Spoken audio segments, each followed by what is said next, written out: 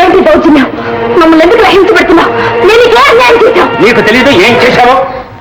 నా కూతురు భవిష్యత్తు నాశనం చేశావు. మా మాధవులు మాకు కాకుండా చేశావు.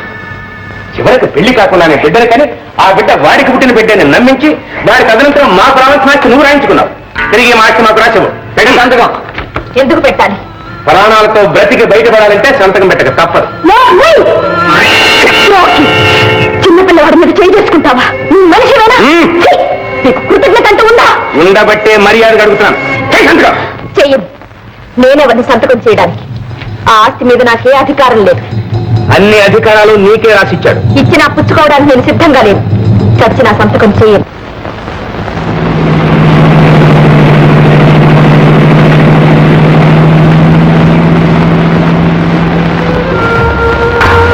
బాబ్జీ, మాధవ్, నువ్వు బ్రతికే ఉన్నావా? యాక్సిడెంట్ లో చచ్చిపోయి ఉన్నారే? లేదురా, అవసరానికి నా టికెట్తో ఒక ఫ్రెండ్ వెళ్ళాడు. పాప్ అతను చనిపోయాడు. Poor fellow. అది సరే గాని నువ్వు చచ్చిపోయావని మా నాన్న నీ ఆస్తి కాజేయడానికి గ్రామానికి వెళ్ళాడు. ముందు ఆ సంగతుడు. టాటా, బాయ్ బాయ్, కమాన్.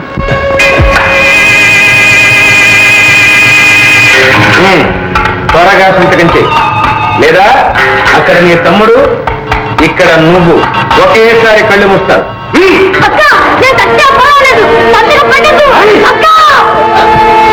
ఏ చేస్తావా లేదా?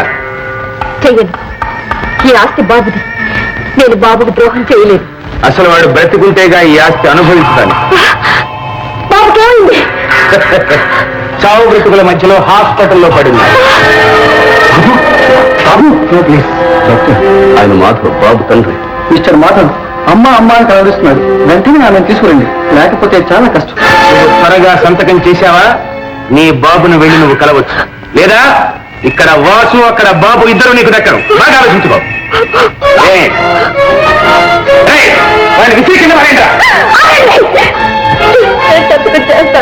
అలా దారికిరా.